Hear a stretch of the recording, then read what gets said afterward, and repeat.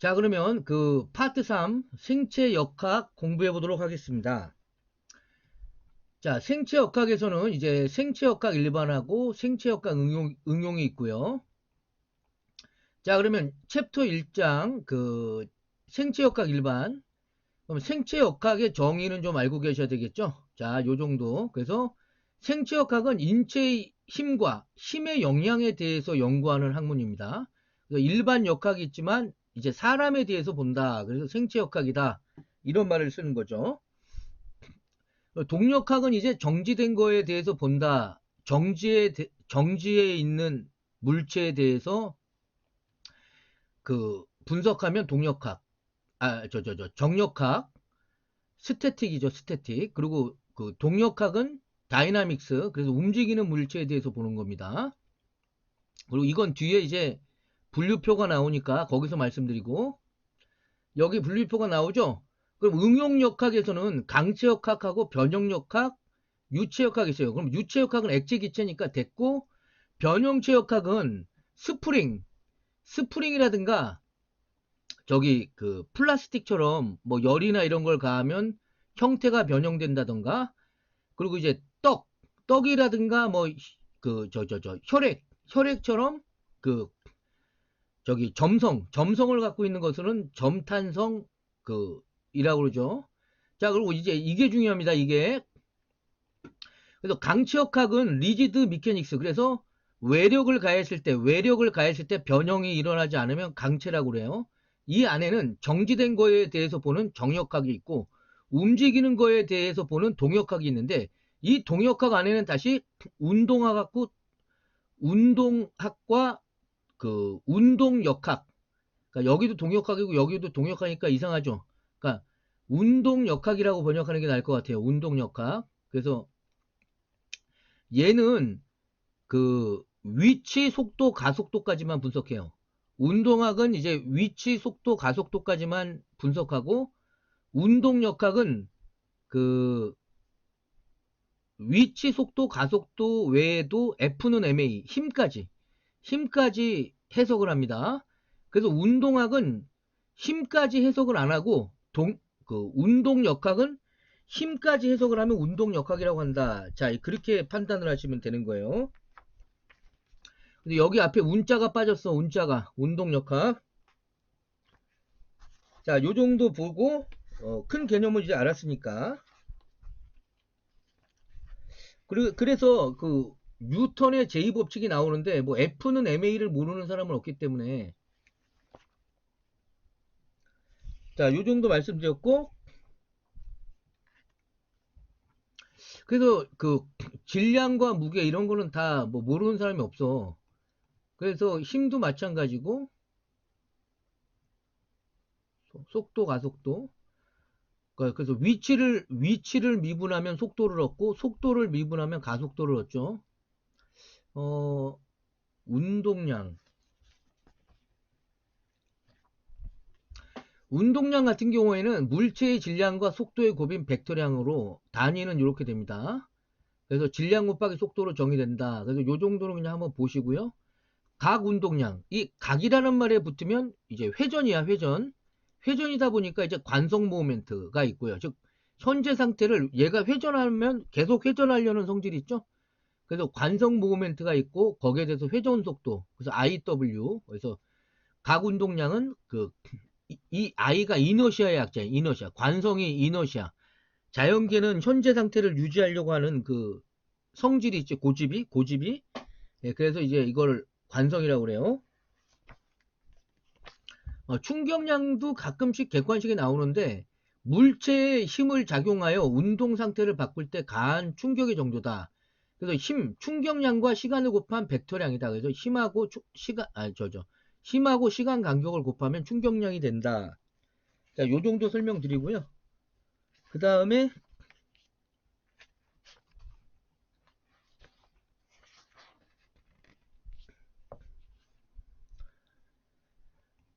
그리고 그 길이, 시간, 힘, 질량, 압력과 스트레스. 그래서 압력은 외부에서 가하는 힘이고, 스트레스는 압력을 가하면 안에서 밖으로 대응하는 힘이 있고 이걸 응력이라고 그러지. 응력이야. 영어로는 스트레스고. 그리고 모우멘트 토크가 그 무슨 뜻이냐면 중심축에서 떨어진 거리에서 발생되는 F는 ma예요. 그래서 중심축에서 그 일정한 거리에 떨어진 여기 질량체가 있잖아. 그럼 질량체가 m이잖아요. 매스. 얘가 회전을 하죠. 그래서 중심축으로부터 떨어진 거리에서 발생되는 F는 ma 질량 곱하기 가속도. 알겠죠? 그래서 중심축으로부터 떨어진 거리에서 발생되는 힘, 이거를 우리가 토크랑 모멘트라고 하고, 수직축의 힘을 토크라고 그래. 수직축으로 발생되면 토크고, 수평축으로 발생되는 힘은 그 수평축으로 발생되면 모멘트야. 알았죠? 수평축으로 발생되면 모멘트. 자, 그 개념만 좀 잡고요. 요 정도 말씀드리고,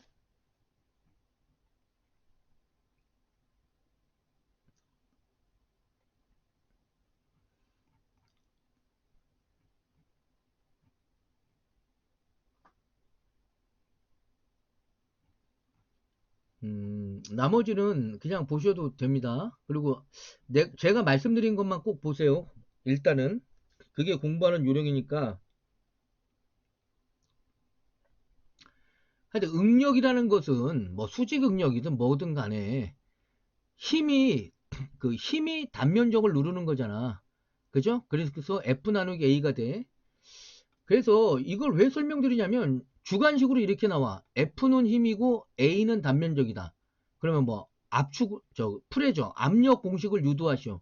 그러면 여기는 시그마는 여기서는 수직 응력이니까 시그마라고 쓴 거고, 일반적으로 프레저는 힘이 에어리어를 누르니까 요렇게, 이거 3점짜리야. 뭐 몇 점짜리인지 정확히 기억이 안 나지만 이런 식으로 진짜로 나와요. 알겠죠? 그러니까 좀 그 알고 계시라고. 그 다음에요. 그 그래서 그 힘이 단면적으로 누를 때는 압력이라고 그러지만, 그러니까 풍선이 이렇게 있으면 밖에서 누르는 건 압력이지만 안에서 밖으로 저항하는 이 힘은 응력이잖아. 대응하는 힘이니까. 그래서 늘어나고 줄어들 때도 인장 응력은 늘어나는 거니까 플러스로 보자. 압축 응력은 그 줄어드는 거니까 마이너스로 보자. 자, 이런 얘기입니다.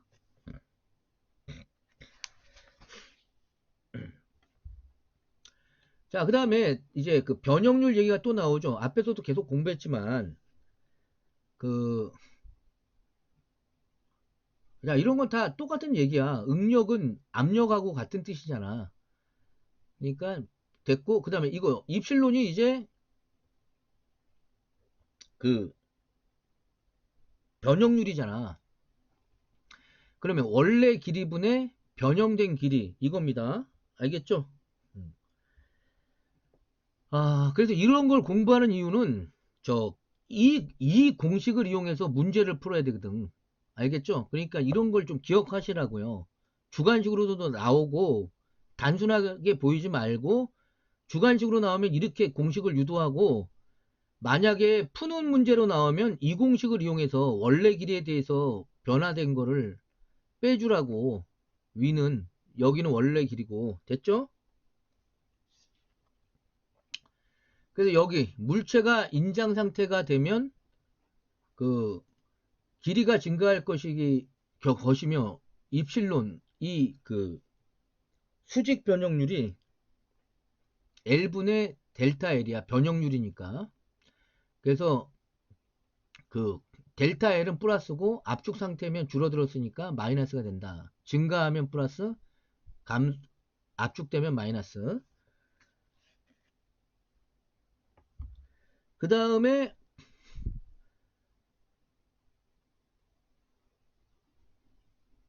자자 D가 변이야. D가 변이고 L이 높이야. 알았죠? 그래서 높이분의 변이. 자, 이런 게 평균 전단 변형률이다. 근데 요 정도는 그냥 보시고 그냥 그 다음에 요건 기억해야 돼. 변형률은 길이의 차원을 가진 두 양을 서로 나누기 때문에 무차원의 양이다. 그래서 기본 단위가 없다. 이게 객관식으로 참 많이 나오죠. 예. 그래서 대부분의 경우에는 변이, 즉 변형률은 매우 작은 양이기 때문에 측정 시의 정밀도가 중요하다. 하여튼 변형률은 단위가 없다. 무차원이다.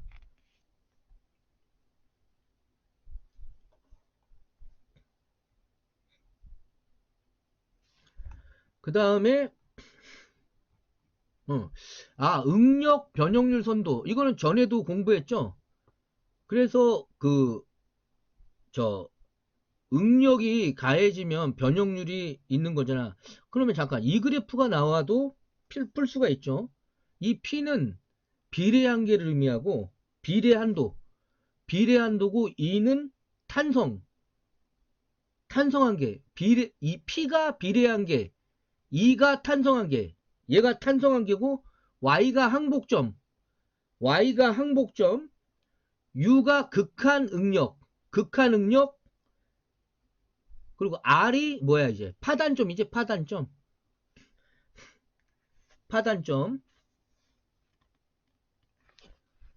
자, 그 다음에 연성재료에서의 특징은 그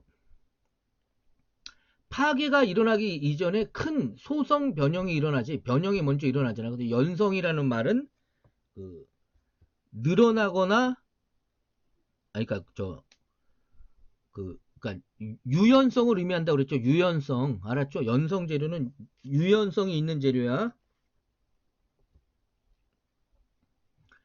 그 다음에 얘는 이제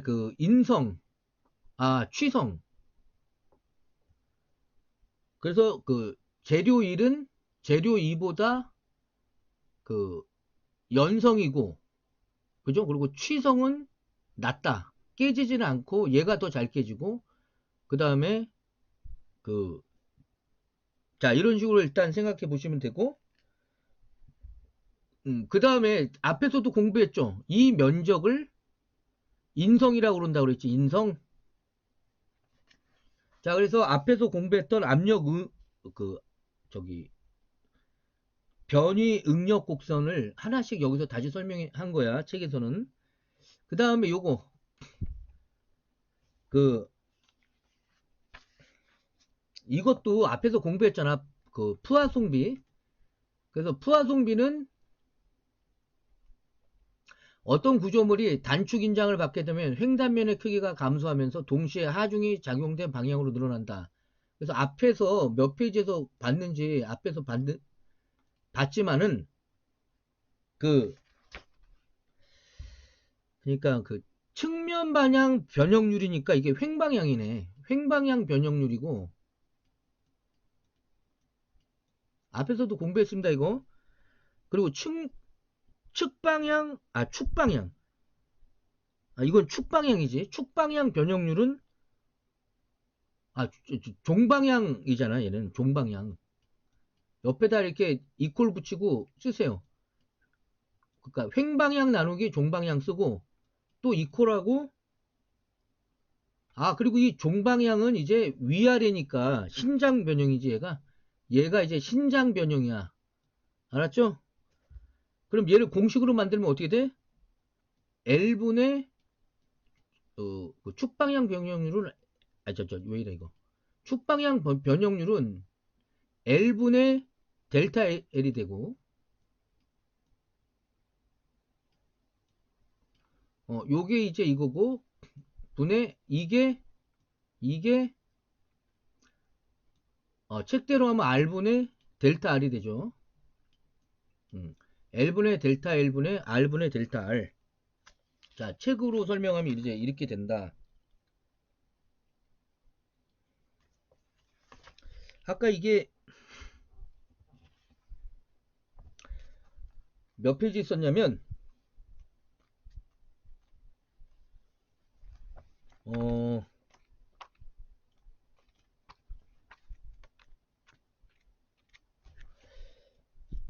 아,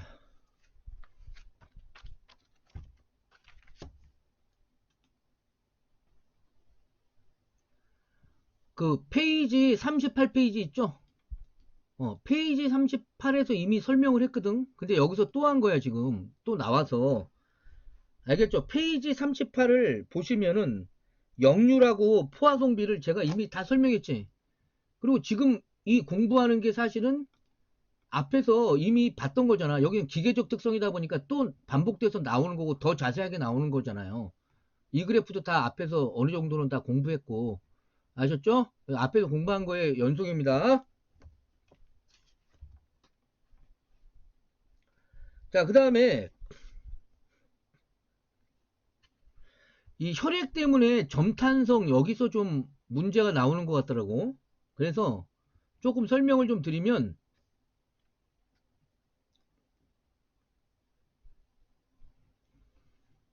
그렇지. 점탄성의 경험적 모델.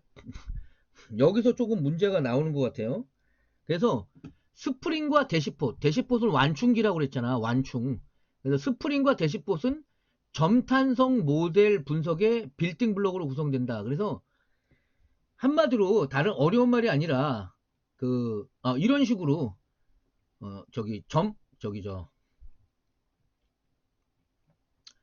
스프링 대시폿 이 모델로 이런 모델을 이용해서 점탄성을 설명할 수 있다. 이런 뜻이야. 아셨죠?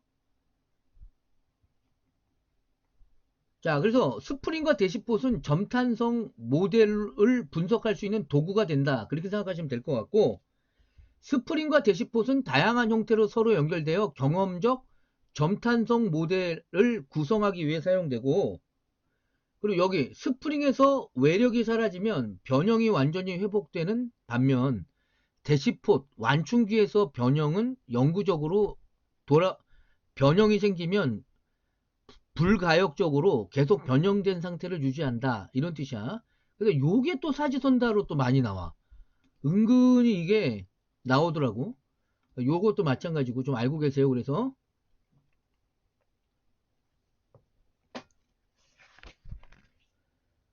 자, 그 다음에 그 저 켈빈 보이트 모델 여기서 그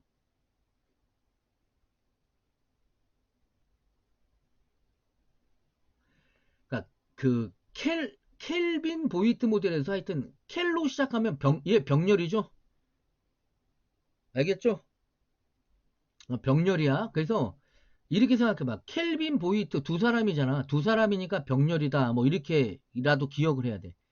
하여튼 이 그림이 중요할 수도 있겠지만 이 그림이 중요한 게 아닌 것 같고, 켈빈 보이트 모델은 병렬 모델이다. 뭐 스프링 댐퍼의 병렬 모델이다. 이게 그렇게 객관식으로 한번 나왔다면 여러분들은 무슨 말인지도 모르고 책 어디에 있는지도 몰라. 응? 이해가죠? 그러면 그 켈빈 보이트 모델은 병렬이고, 그럼 맥스웰 모델은 직렬이죠? 알겠죠? 어. 그래서 맥스웰 모델은 직렬이다. 이렇게 생각하면 돼. 그럼 맥스웰 커피 알죠? 커피를 보면 커피가 이렇게 쭉 길게 돼 있잖아. 믹스 커피가. 맥스웰 믹스 커피 그거라도 기억해. 그러면 직렬이지? 그럼 켈빈 보이트는 두 사람이고 그러니까 병렬이지? 요거만 기억하라고. 아셨죠? 자, 그 다음에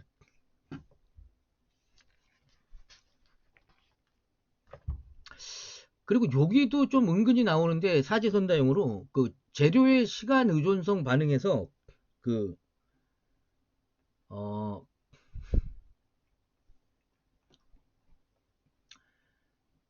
저기 그러니까 근육 같은 거를 매단 다음에 시간에 대해서 계속 잡아당기는 거야. 잡아당겼다 놓고 이러면 그 당겨졌다가 힘이 가했다가 다시 원상태로 돌아온다. 뭐 이런 크리프와 회복 시험을 볼 수가 있고, 얘는 이제 그 응력을 가했다가 완화시키니까 뭐 이런 특성이 나왔다. 그리고 얘는 이제 그렇죠. 변형. 진동으로 변형을 주니까 이런 식의 그림이 나왔다. 뭐 요 정도 알고 계시면 될 것 같고요.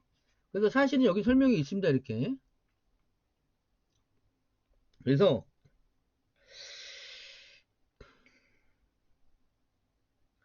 여러분 크리프 및 회복 시험은 시간 t0에 재료 하중 응력을 가했을 때 일정한 하중을 유지하다가 시간 t1에서 갑자기 하중을 제거하면 재료의 원상태로 돌아오겠지. 이렇게 하중을 가했다가 하중을 제거하면 이렇게 돌아온다. 됐고, 그 다음에 응력 완화 시험은 재료의 그 저기 저기 어 저기 책이 여기. 근데 응력 완화 시험은 재료에 시그마는 0 이렇게 이퀄이 빠진 거야. 그러면 시그마는 0의 변형률을 부과해요. 일정한 변형률을 유지하면서 재료의 응력을 관찰한다. 자, 이렇게 생각하면 될 것 같고, 진동 반응은 정연파 형태의 응력을 적용하는 거죠. 이렇게. 자, 요 정도 그냥 보면 될 것 같고요. 책이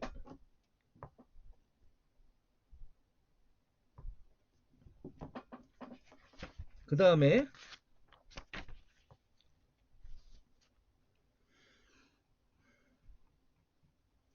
자, 이제 이런 거는 보셔도 될 것 같고,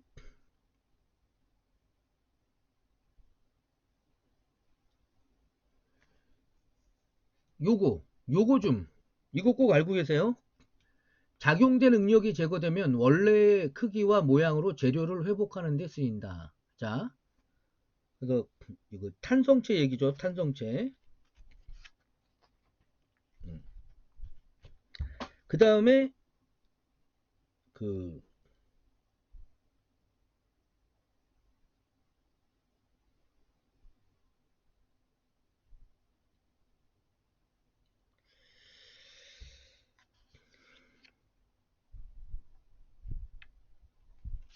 탄성.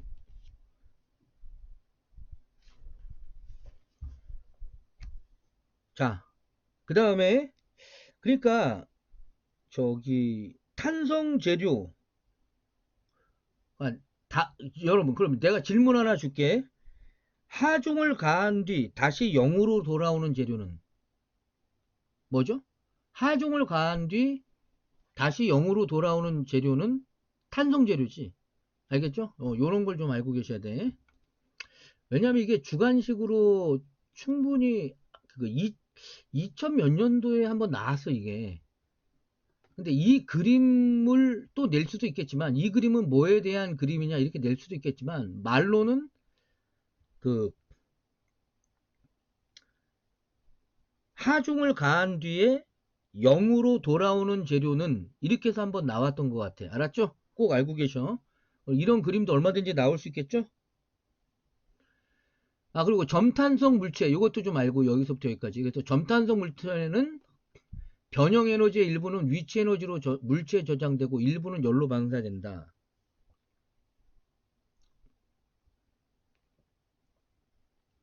그 다음에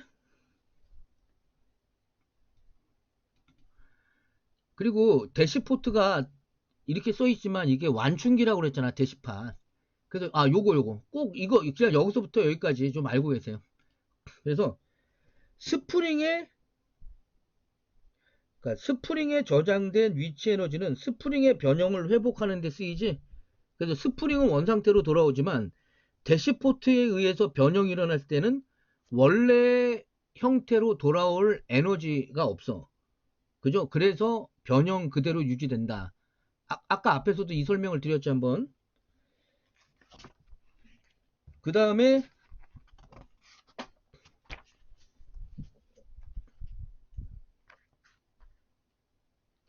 이게 나올 만한 문제가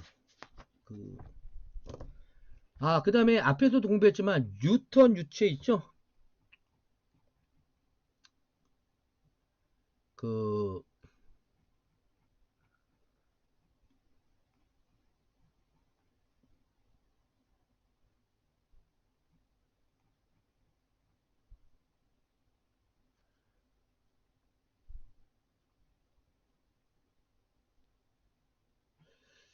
가만.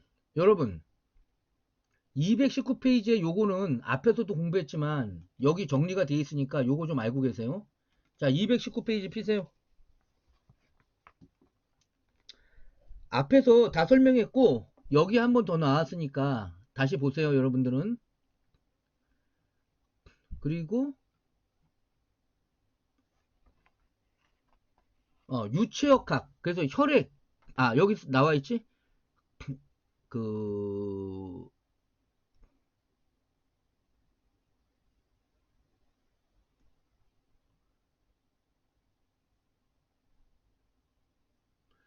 그래서 유턴 유체를 우리가 좀 알고 여기 있구나. 유턴 유체. 그래서 우리가 몸에 혈액도 있고 막 그러다 보니까 아, 그 유턴의 점성 법칙의 식을 만족하는 유체가 유턴 유체다. 그래서 이게 주관식도 나올 수 있으니까 한번 설명을 드리는 거예요. 그래서 대부분의 유체로서 대부분의 유체가 다 유턴 유체인데 온도와 압력의 변화에 따라 유체의 끈적끈적함이 일정하게 변화하는 유체를 말한다. 자, 이런 얘기예요.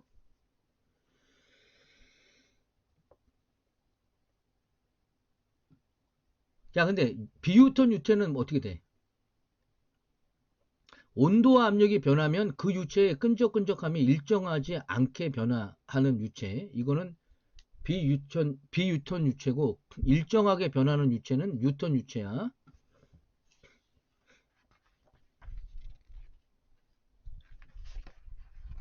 자, 핵심만 좀 이렇게 알고 계시면 좋을 것 같고, 그 다음에 앞에서도 한번 공부했습니다만, 이제 혈류역학이 워낙 또 많이 나오다 보니까,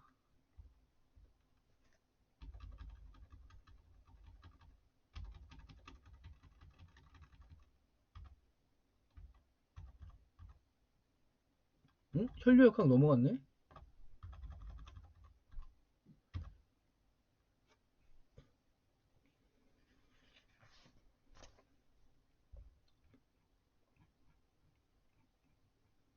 여기. 이것 좀 기억하시고, 혈류역학. 그래서, 여기서부터 여기까지 다 보시고요. 그리고 혈관의 직경이 그 2분의 1로 줄면 혈류 속도가 16배 빨라진다고 그랬지.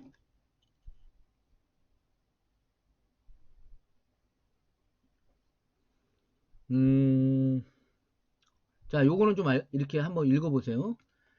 그래서 각 층의 유체가 불규칙하게 변하여 흐르는 유동을 난류 유동이라고 부르는데 불규칙적이고 무작위한 운동 성질을 갖는다. 그래서 레이놀즈라는 분이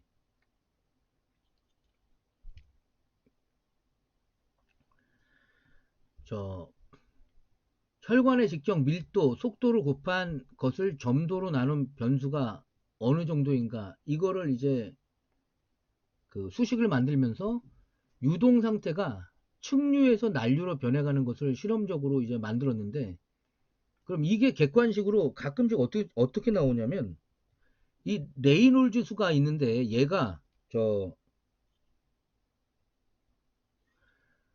그러니까 얘가 측류인지 난류인지 이걸 구분하는 거야.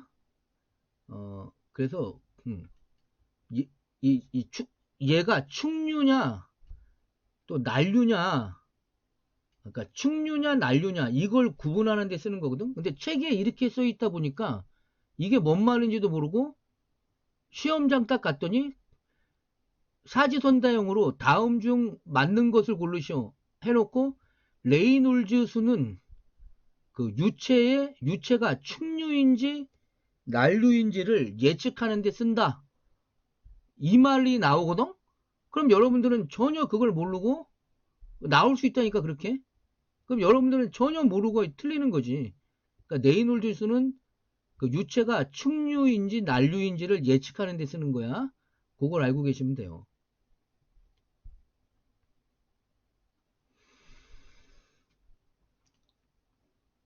자, 그래서 레이놀즈 수는 물리적으로 관성력과 비를 말하는 것이다. 자, 한 요 정도만 좀 봐주세요. 그 다음 유량. 자, 여기서 뭐가 중요해? 이 공식 다 중요해. 아예 이걸 애웠으면 좋겠거든. 아, 진짜 이거 애우세요. 차라리 그게 낫겠어요. 애워. 그래서 유량은 압력차와 관의 반경 4제곱에 비례하고 아래 사승에 비례하지. 그래서 혈관이 2분의 1로 줄면 혈류 속도는 16배 빨라져. 왜냐하면 아래 사승의 1이니까. 알았죠?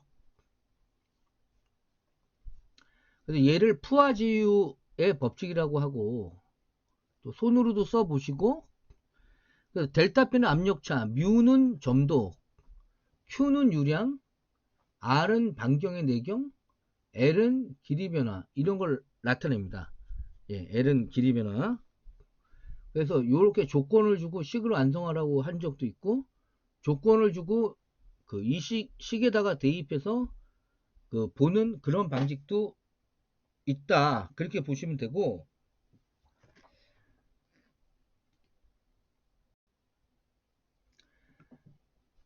자, 이 푸아지우 법칙은요, 어, 그, 저기, 뭐야. 그러니까 혈관이 이렇게 있을 거 아닙니까? 그러면 여기가 P1이고 여기가 P2면, 혈압 아니고 여기가 혈압2면, 여기서부터 여기까지가 델타 P가 되죠, 압력차. 그리고 혈액의 점도가 있을 거고, 뮤. Q는 유량이야. 그리고 R은 관의 반경, 여기죠. 혈관의 반경이 R이야. 그리고 L은 혈관의 길이고. 알겠죠? 자, 그러면 어떻게 문제가 나오냐면 요렇게 조건을 주고 푸아지우 법칙을 만들어라 이렇게 나온다고 생각하면 돼. 그러면 델타 P는 해서 이렇게 써야 되겠지. 또 어떨 때는 길이를 하라 그러면 유량을 해라 구하라 그러면 Q를 놓고 다 이항을 해야지. 내 말이 해갔죠? 자, 그러면 이 혈관이 2분의 1로 줄었어. 2분의 1로 줄면 R의 4승에 비례하니까 2의 4승은 16이잖아. 그래서 혈관의 직경이 2분의 1로 줄면 혈류 속도는 16배 빨라지는 거야. 알았죠? 혈류 속도가 16배 빨라져. 자, 그러면은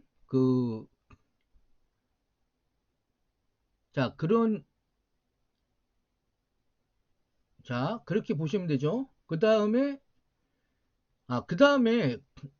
혈관이 2분의 1로 줄었는데 왜 혈류 속도가 16배 빨라지냐? 그러면 여러분, 내가 지금 물어본 건 혈류 속도잖아. 그러니까 유량과 관계돼서 보면은 얘를 다 이항하니까 이항하면 되잖아. 그러니까 16배 빨라지는 게 맞지? 알겠죠? 그 다음 하여튼 여기서 문제가 워낙 많이 나와서 꼭 이거 애우세요. 차라리 애우고 여러 번 써보고 그 혈관의 직경이 2분의 1로 줄면 혈류 속도가 16배 빨라진다. 거기까지 꼭 알고 계셔야 됩니다. 아셨죠?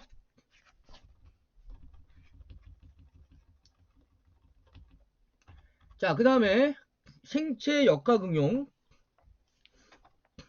여기서는 앞부분은 되게 자세하게 했는데 막 넘어가는 게 아니라 나올 문제만 골라드리니까 오히려 여러분들이 더 편하지.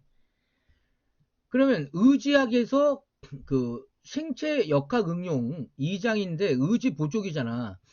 그러니까 의지는 팔과 다리가 없을 때 의지고 보조기는 팔과 다리가 있는데 제 기능을 못하니까 보조기를 다는 거잖아. 말 그대로 생각해야지. 의지는 팔다리가 없으니까 의지를 해주고 보조기는 팔다리가 있는데 기능을 못하니까 하는 거야. 근데 여기서부터 여기까지는 좀 여기까지 알고 계셔야 되는데 이게 얼마나 의공기사가 지금은 이런 문제가 안 나올 수도 있지만 하여튼 이건 알고 있어야 돼. 여기까지 꼭 알았죠? 정의를 알고 있어야 돼. 그리고 과거에 어떤 식으로 나왔냐면 그치 이렇게 가로를 쳐. 그럼 뭐뭐는 인체 부위 중 사지의 일부를 선천적 또는 후천적으로 이유로 절단됐다. 없지? 그래서 의지야. 그리고 이를 대체하거나 그래서 그렇지. 이런데 이렇게 또 가로칠 수가 있지. 또 심지어는 요렇게도 나와. 알았죠? 그래서 요거 꼭 외우시고 그 다음에 그 의지의 분류가 나오는데 의지의 분류는 상지의지, 하지의지 뭐 이렇게 나와. 그러면 다음 중 상지의지에 속하지 않는 것은 뭐 다음 중 하지의지에 속하지 않는 것은 이런 식으로 나오는 거야. 그러면 상지의지는 그 상지의지의 그 종류를 알면 되지. 그러면 그죠? 그러면 절단 부위에 따라서 전환의지, 상환의지, 그러니까 저 그 팔쪽 분명히 얘는 상지 맞지? 다리 쪽 아니잖아. 그죠? 주관절 의지, 그 다음에 완관절 의지, 이거 손환자잖아. 손환자. 수지, 수족 의지, 이런 거. 자, 그래서 이 종류가 은근히 객관식 문제에 많이 나오고, 심지어는 주관식도요, 이렇게 여러 개의 의지를 써놓은 다음에, 다음 중, 뭐, 하지 의지에 속하는 것만 고르시오. 뭐, 상지 의지에 속하는 것만 고르시오. 이렇게 나와요. 자, 그러니까 꼭 이걸 그 종류만 알고 있어야 돼. 그래서 여기 종류 전환의지 방금 봤어. 여기서 전환의지 상환의지 봤어. 봤고 여기서 이제 전환의지 상환의지 견갑 어깨 쪽이 견갑의지죠. 그 다음에 자 이런 식으로 좀 종류를 구분할 수 있어야 돼. 꼭. 그 다음에 하지의지로 넘어가면 하지의지 그러면 하지의지도 종류에 따라서 고관절의지 고관절이라는 것은 그 저기 엉덩이 쪽 그러니까 여기 봐. 그러니까 여기가 고관절이지 대퇴부 쪽. 그러니까 고관절, 무릎 슬자, 무릎 슬관절, 그러니까 고관절, 슬관절 그리고 여기는 발이잖아 발. 그래서 족관절. 알겠죠? 그래서 그 고관절, 슬관절, 그 족관절로 구분된다 크게. 그래서 고관절 의족, 대퇴의족, 슬관절의족, 하퇴의족 이러면 어때요? 전부 하지의지야 하지. 자 됐죠?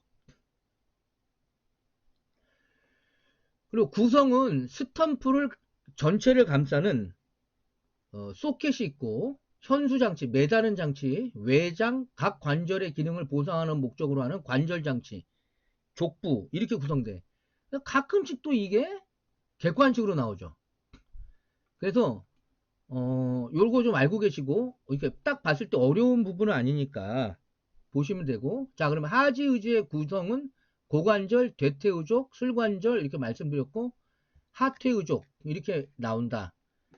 그리고 여기 이렇게 잘린 이런 부분이 스탬프야. 스탬프 아까 스탬프라고 나왔잖아. 어디지? 스탬프 전체를 감싸는. 그래서 그 이렇게 잘린 이런 부분이 스탬프야. 여기. 자 그럼 보조기약. 그럼 보조기약 이것도 알고 있어야 되겠죠. 정의는 목적까지 전부 알고 있어야 돼. 알겠죠? 그러면 보조기란 인체 구조적 결함이나 기능이 그럼 이제 얼마든지 이게 객관식도 나오고 주관식도 나오고 심지어는 주관식 중에서도 뭐 구조적 결함이나 뭐 기능이 상실 구조적 결함이나 기능이 상실 뭐 이렇게 나온다거나 진짜 이렇게 나와. 알았죠? 이렇게 좀 알고 계세요.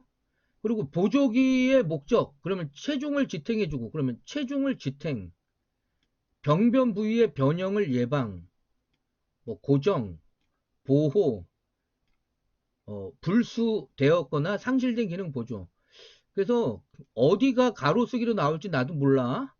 그러니까 한마디로 그냥 여기서부터 여기까지는 그냥 달달달달 애우던지 하세요. 알겠죠? 그러니까 어떤 식으로 나오든 객관식이든 주관식이든 나와. 알겠죠? 그 다음에 물론 회차에 따라서 다르게 나올 수도 있겠지만 뭐 이렇게 고정, 뭐 보호, 불수 이런 게 가로수기로 얼마든지 나오고. 자, 그 다음에 보조기의 종류. 자, 그러면 관절 가동 여부에 따라서 이렇게 있고, 그죠? 움직이지 않으면 정적이고 움직이면 동적이잖아. 관절이 움직이냐면. 근데 이제 이런 게 많이 나오지. 착용 부위에 따라서 상지, 하지, 체관 이렇게 나누거든. 체관은 이제 몸통이야. 바디, 그러니까 몸통, 상체 쪽. 체관이 상체밖에 더 있나? 그죠? 근데 착용 부위에 따라서 상지, 하지, 체관 이렇게 구분된다. 그러면 그렇게 어렵지는 않은데 객관적으로 나왔을 때 이거를 기억을 못하고 많이 틀리고 그래요. 그 다음에 용도에 따른 분류, 요것도 좀 보고. 용도에 따른 분류, 뭐 의료용이냐, 뭐 여러 가지가 이렇게 있죠. 자, 됐죠? 자, 요렇게 보시면 돼. 그 다음에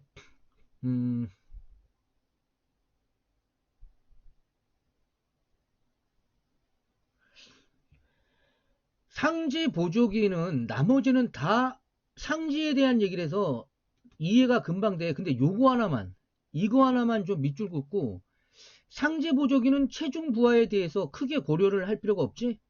그러니까 상지에다가 하니까 체중 부하가 크게 고려가 할 필요가 없기 때문에 경고성보다는 뭐가 중요해? 정밀성하고 세부적인 사항 이런 게 중요해. 알겠죠? 요것만 좀 조심하고 요거를 꼭 보시고. 어디서 문제가 어느 회차에 나올지 몰라. 그래서 전체적으로 중요한 것만 말씀을 드리고. 그리고 요것도 마찬가지예요. 요거 3점합의 원리, 이게 한번 주관식으로 나왔죠. 3점합의 원리가 나왔고, 이 그림을 아예, 그래서 이렇게 그 그러니까 얘는 장하지 보족이지, 얘는 장하지 보족이야. 길잖아. 그래서 장하지 보족이, 얘는 짧잖아. 그래서 단하지 보족이, 장하지 보족이 단하지 보족이야. 아셨죠? 보조기가. 자, 그러면 이게 말로 나와, 말로. 그러니까 대퇴부 쪽 뒤쪽에서 밀고, 발은 종아리 쪽에서 밀고, 뒤꿈치 쪽에서 밀고, 무릎은 앞에서 몸 쪽으로 민다. 이게 말로 나오니까 헷갈리지. 그러니까 이 그림을 아예 기억을 해야 돼. 그래서 시험장 가서 대충이라도 이렇게 그려서 대퇴부 쪽에서 이렇게 밀고, 이렇게 밀어야 장하지 보조기가 된다. 단하지 보조기는 이 종아리 쪽에서 밀고, 위에서 밀고, 아래에서 밀어. 이렇게 해야 된다. 알았지? 이 그림을 좀 기억해, 단순하게. 알겠죠? 이게 말로 나와. 그 다음에 이거를 또 이제 그림을 주거나, 그러니까 그림은 없었을 수도 있는데, 그러니까 이렇게 교정하는 원리를 뭐라 그러냐. 그게 답이 3조마 원리였어. 알겠죠? 3조마 원리. 그러니까 이런 식으로 다양하게 나와. 그래서 내가 꼭 보라는 거는 꼭 보고 가셔야 돼. 자, 그렇게 생각하시면 되고. 그 다음에 이제 보행 쪽으로 넘어가서,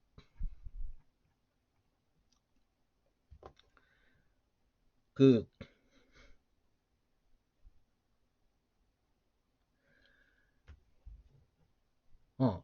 그 다음에 운동 형상학 분석. 그럼 아까 내가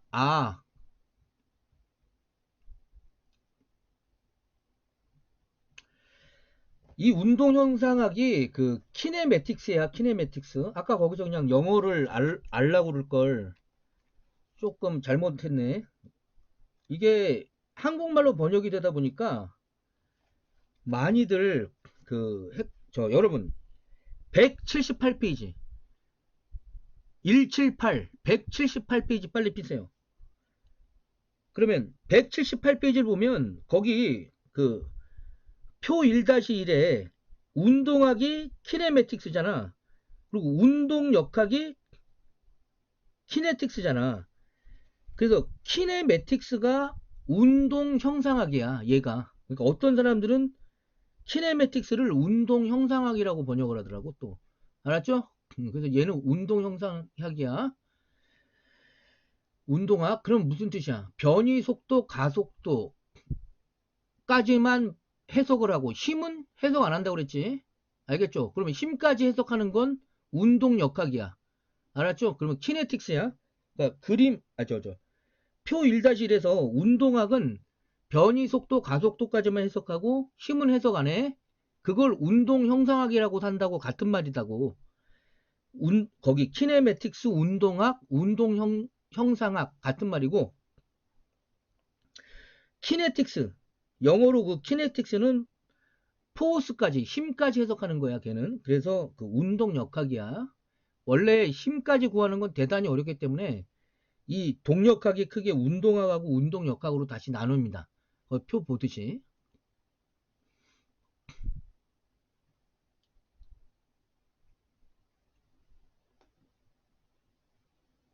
자, 요 정도 말씀드렸고,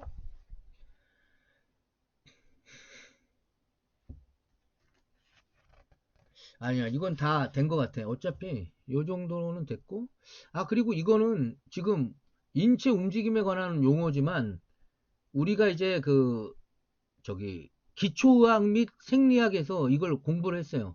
근데 이게 가끔씩 이런 것도 문제로 나와. 객관식 문제로.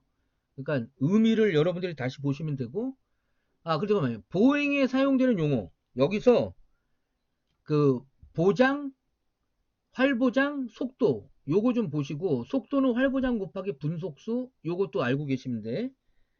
그 다음에 보폭 요런 거 좀 보고 계시면 되고, 요거 한쪽 발이 2번 연속적으로 이동한 거리를 활보장이라고 그래. 한쪽 발이 2번 연속적으로 이동한 거리를 활보장이라고 그런다. 자, 이런 것 좀 알고 있고,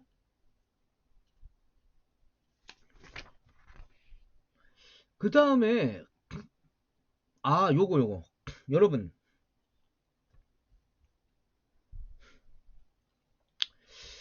이거를 어떡하지? 이걸 애워야 되는데, 이거 애워야 돼 여러분. 왜 애워야 되냐면, 주관식 문제로 이게 어떻게까지 나왔냐면, 이 6단계를 쓰는 게 한번 나왔고, 요 보기를 이 6개의 굵은 글자 있지? 그렇지. 요거를 주고 순서를 맞히는 걸 한번 냈어 또. 그리고 순서를 맞히는 것도 한번 나왔고, 그 다음 또 어떻게 나왔냐면, 이 6개를 놓고 얘를 가로를 쳤어. 가로를 이렇게 2개를 가로를 쳐서 맞히는 걸로 한 6점짜리나 뭐 그 정도. 이게 100점이 낮지 않아요. 그러니까 애우면 쓰는 거고 못 외우면 못 써. 그러니까 영어는 됐고, 한글로 최초 접촉기, 발가락 들림기, 입각기, 유각기. 그러니까 유각기는 팔이 흔들리는 거잖아. 알겠죠? 그 다음에 양아지 지지기, 다나지 기지기 요거 좀 꼭 좀 알고 계시고, 그리고 요건 좀 이따 다시 얘기할게요. 아까 얘기했으니까. 그리고 요거 그래서 입각기랑 유각기가 있는데 또 뭐가 많이 나오냐면, 입각기가 60%야. 보행에서 입각기는 60%고 유각기는 40%야. 그래서 입각기와 유각기의 비율이 6대4라는 거. 이게 또 그렇게 많이 나와요. 알겠죠? 됐죠? 그럼 자, 여기까지. 중요한 건 다 얘기했어. 그러니까 애우는 건 여러분들이 좀 애워야 될 것 같아. 정말 이렇게밖에는 못할 것 같아. 그냥 애우세요. 알겠죠? 어차피 시험 보기 위한 준비니까, 뭐 강의가 아니라고, 특별한 강의가. 지금 이것만 찍는데도 지금 막 거의 4시간 이상 걸리고 있는데, 하여튼 보셔야 돼요, 여러분. 의용기계공학이 과락이 제일 많은 과목이고, 또 의용기계공학을 안 배우는 데도 많아. 그죠? 그러니까 제발, 제가 중요한 건 말씀드렸어. 이거 애워야 된다고 그랬어. 그리고 아까도 얘기했잖아. 운동학이 운동형상학이랑 같은 말이고, 그리고 각도, 거리 이런 건 하지만 F는 MA는 안 한다고 그랬지. 근데 운동역학, 그리고 운동학이랑 같은 말이 운동형상학이 있었죠. 그 다음에 운동역학은 힘을 포함해서 분석하는 거야. 알았죠? 자, 좀 구분할 수 있어야지. 그 다음에, 자, 중요한 거 다 얘기했으니까, 자, 그래서 다시 여기 정리가 한번 더 돼 있지. 이거 외우라고. 이거. 보행 주기는 이 6개로. 그래서 1, 2, 3, 4, 5, 6 놓고 순서 맞추는 거. 순서 맞추는 것도 냈고, 그렇게 나왔어, 전에. 그 다음에 이렇게 가로치기 하고 쓰는 거. 아, 이걸 어떻게 해도 외워야 되는데.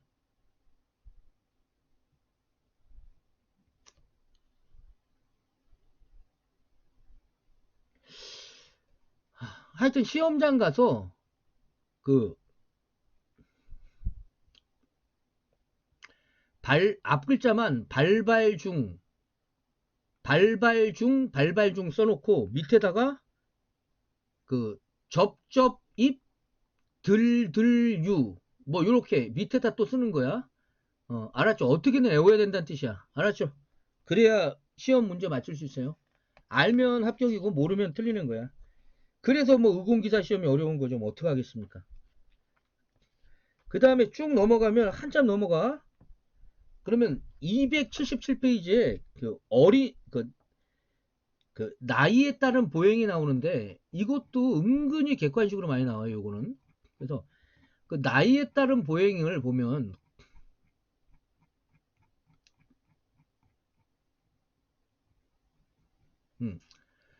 이 나이에 따른 보행이 은근히 많이 나와. 그래서 어린 아이에게서의 보행과 성인 이거의 주된 차이점.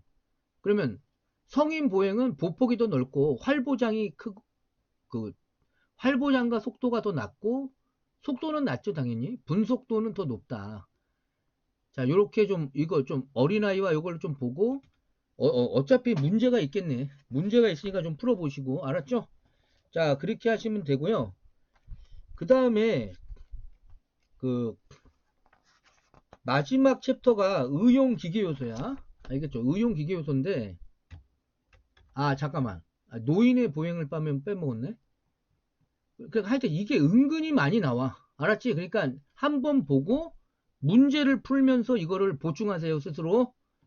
자 그러면 다 끝났어 거의.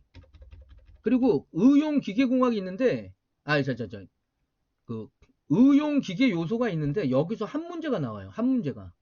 그래서 나는 이걸 공부를 하지 말라고 하거든. 그렇지만 지금은 중요한 것만 얘기하는 거니까 여기서 혹시라도 한 문제가 나올 수 있거든. 20개 중에 한 문제가 나오니까 여러분들이 뭐 피치가 뭐고 뭐 리드 그러니까 그러니까 피치는 서로 인접한 두 개 나사산 사이의 거리를 피치라고 그래. 알겠죠? 나사산이 있으면 그 나사산의 그 거리가 피치고 리드는 나사를 한 바퀴 돌렸을 때 한 바퀴 돌린 거를 리드라고 그래. 한 바퀴 돌린 길이를. 그리고 요런 게 좀 나오더라고. 골지름, 바깥지름, 안지름, 유효지름, 나사의 유효 단면적 이런 게 가끔씩 이제 그 객관식으로 푸는 문제로 나와. 요렇게. 그래서 유효지름은 당연히 골지름과 바깥지름의 평균이잖아. 알겠죠? 그러니까 2로 나누는 거고. 그 다음에 나사의 종류가 가끔씩 나와. 그래서 요거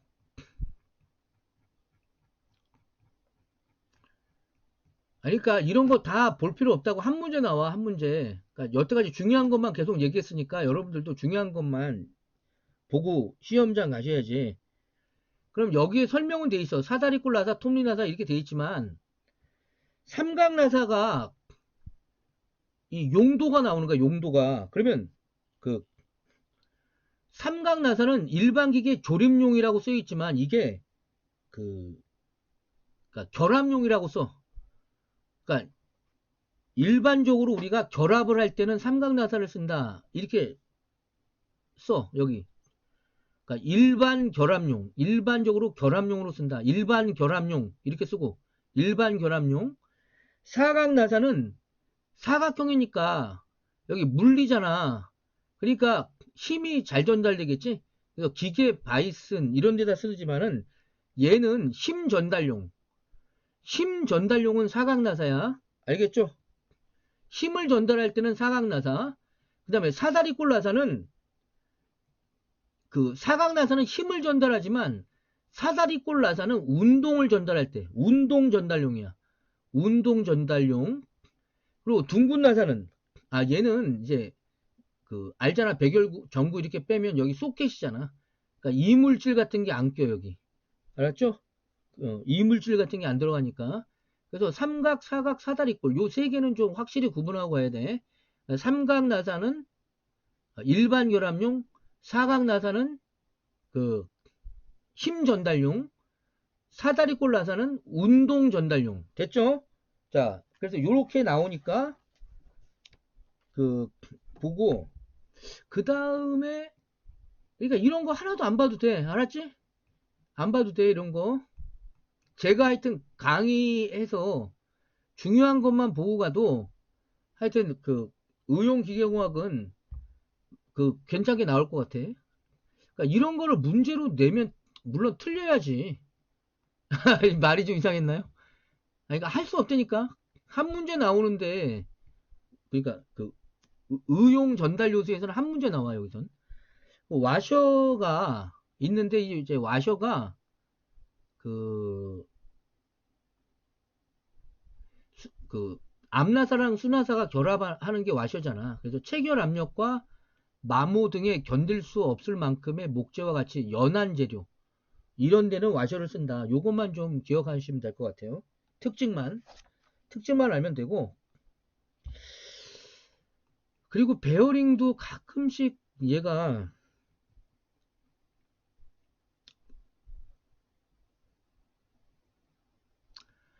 그러니까 그 구름 베어링은 그 저기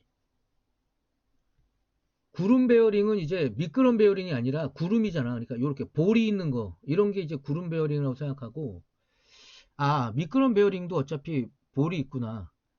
자, 근데 하여튼 그 구름 베어링의 장점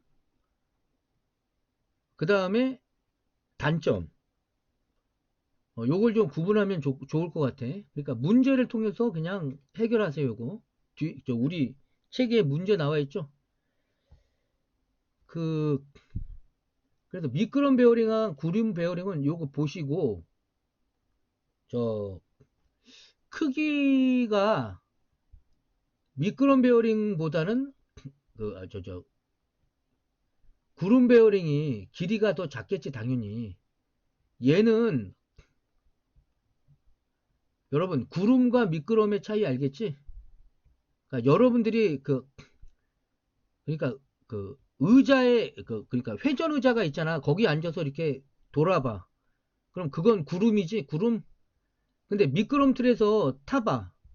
미끄럼을 타봐. 그럼 그건 미끄러지는 거잖아. 그러니까 미끄럼 베어링은 거리가 생기는 거고 구름 베어링은 거리가 생기지 않고 그 자리에서만 도는 베어링이야. 알았죠? 그러니까 당연히 길이가 작고 그 다음에 온도 특성도 고온에 대해서 얘가 더 강하고요.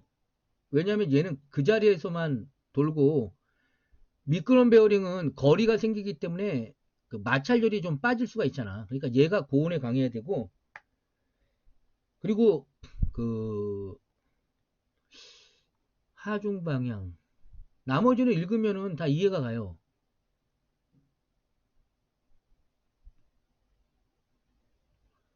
그러니까 미끄럼 베어링은 상대적으로 구조가 간단하지.